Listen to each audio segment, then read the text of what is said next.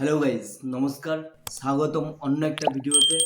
আজ আলোচনা করব সামনে 25শে ডিসেম্বর বড়দিন উদযাপন করি আমরা সবাই জানি, কিন্তু এই বড়দিন কেন পালন করা হয়, কী হয়েছিল যার জন্য পালন করা হয়, আর আমাদের ভারতবর্ষে কবে হয়েছিল, কে এনেছিল, এসব বিষয়বস্তু নিয়েই আলোচনা হবে এই ভিডিওতে। ভিডিওটা লাস্ট অবধি দেখতে থাকো।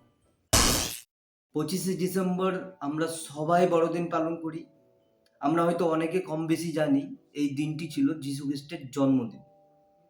যীশু খ্রিস্টের মায়ের নাম কি ছিল? মা মেরি। যীশু খ্রিস্টকে একটি গোশালায় তাকে জন্ম দেয় তার মা মেরি। তো এটা বেসিক্যালি রোমানদের একটা উৎসব। রোমানরা এই উৎসবটাকে উদযাপন করে 25শে ডিসেম্বরটাকে।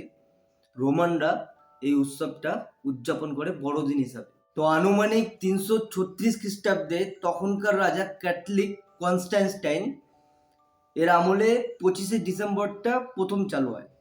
তো তার কয়েক বছর পর রাজা পোপ জুলিয়াসও 25শে ডিসেম্বরটাকে বড়দিন হিসাবে পালন করে, উদযাপন করা শুরু করে।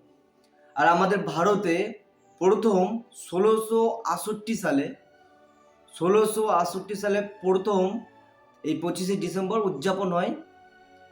তো যিনি পালন করেছিলেন এটা শিওর না, বাট আনুমানিক জব চার্নক নামে এক ব্যক্তি তখনকার দিনের প্রথম উদযাপন করেছিলেন ভারতে। তোমাদের যদি আরও কিছু জানা থাকে অবশ্যই কমেন্ট করে জানাও যে কতটা ঠিক বললাম কি ভুল বললাম।